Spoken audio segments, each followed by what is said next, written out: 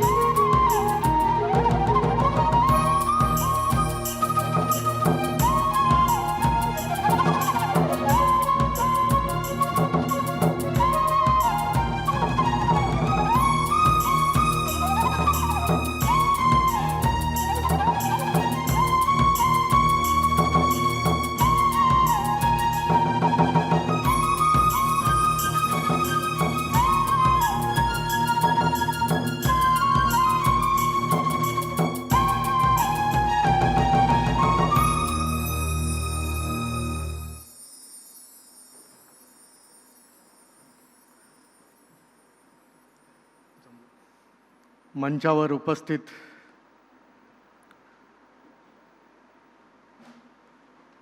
सर्व आदरणीय महानुभाव,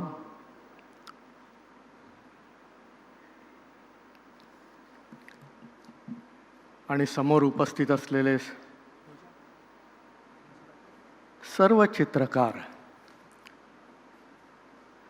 हा शब्दप्रयोग मी एवढ्यासाठीच वापरतोय कारण निसर्गाने मनुष्याला जन्म दिला तो प्रत्येक मनुष्य जन्मतः पहिल्यांदा चित्रकारच असतो. कारण ज्या दिवशी पहिल्यांदा पेन्सिल, खडू किंवा कुठलंही लिहिणारं साधन हातात येतं तेव्हा तो पहिल्यांदा रेषा आणि आकार काढत असतो. आणि मुळाक्षर शिकायला लागल्यानंतर हळूहळू त्या रेषा आणि आकारांपासून लांब जायला लागतो. जो लांब जात नाही तो चित्रकार किंवा शिल्पकार होतो.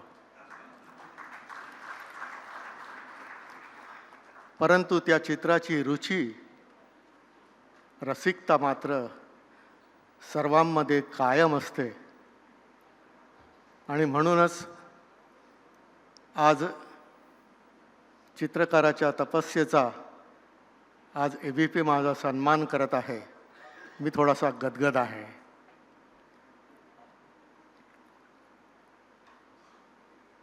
आपण सर्वजण विचार करतो, विचाराला एक भाषा असते आणि त्याच विचाराला एक दृश्यही असतं. मग ते कोणी दृश्य वर्णन करून सांगतं, कोणी साहित्यातून प्रकट करतं, कोणी अभिनयामधून दाखवतं, कधी संगीतामधून दाखवतं. चित्रकार आणि शिल्पकार हे त्यांच्या स्थिर कलाकृतीमधून दाखवतात. कलाकृतीचा आस्वाद घेत असताना साहित्य असेल किंवा चित्रपट असेल किंवा आणि नाटक असेल, त्याचा आस्वाद घेत असताना आपण आपलं मन त्याच्याबरोबरच प्रवाहित होत असतं.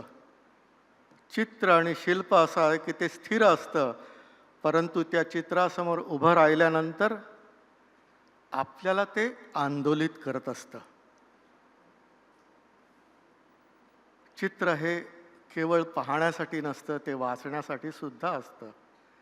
म्हणून चित्रासमोर आपण जर थोडा वेळ उभा राहिलो तर आपल्याला ते खूप काही सांगायला लागतं, खूप काही सुचवू लागतं. प्रत्येक कलेमध्ये सौंदर्य आणि आकर्षकता ही उपजत असते. परंतु ते जेव्हा काहीतरी सांगू लागतं तेव्हा ते आपल्या हृदयाशी तार जुळवू लागतं.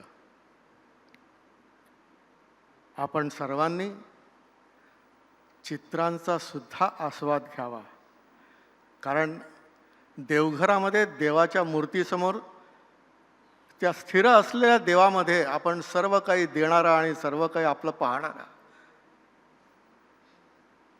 असा जगदीश्वर पाहत असतो. त्याचप्रमाणे स्थिर चित्र आणि स्थिर शिल्प ह्याच्याकडे पाहत असताना सुद्धा खूप काही प्रेरणा मिळत असते.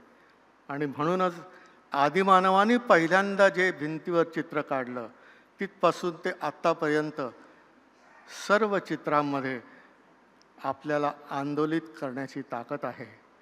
त्या तपस्येमध्ये काही फुलं गुंफण्याचा योग भाग्य मला लाभलं, पुरस्कार मिळाला याचा आनंद तर आहेच, मी आभार मानतो. परंतु खूप वेळा आमचे हे पुरस्कार आमच्या बायोडाटामध्ये जाऊन बसतात. पुरस्कार हा पडाव असतो, पण कार्यरत मात्र सतत राहावं लागतं. ती भावना जागृत करणारा हा आज माझ्यासाठी क्षण आहे आणि त्याच तपस्येमध्ये सतत कार्यरत राहीन ह्याची मी हमी देतो आणि त्याच्यासाठीच आपलं जीवन व्यतीत व्हावं अशी मी आशा व्यक्त करतो. धन्यवाद.